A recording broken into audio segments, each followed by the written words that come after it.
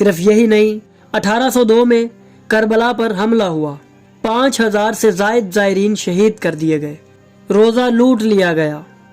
उसके बाद 1977 में जब नजफ से करबला का पैदल मार्च हुआ तो हुकूमत ने फायरिंग की, सैकड़ों गिरफ्तारियां हुई और कई आशिकान इमाम हुसैन अलैहिस्सलाम को फांसी दे दी गई। ये सदाम हुसैन था कि जिसने 1979 से 2003 तक अरबाइन, ज़ियारत और इमाम हुसैन अलैहिस्सलाम के ज़िक्र पर मुकम्मल पाबंदी आयद रखी। न पैदल मार्च की इजाज़त थी, न किसी किस्म की मजालिस और न ही ज़ियारत की। लोगों को जेलों में डाला गया, इमाम हुसैन अलैहिस्सलाम का नाम लेना जुर्म बना दिया गया। जब 2003 में सदाम का खात्मा हुआ तो ज़ियारत की राहें खोल दी गईं, लेकिन अब दुश्मन का चेहरा बदल चुका था।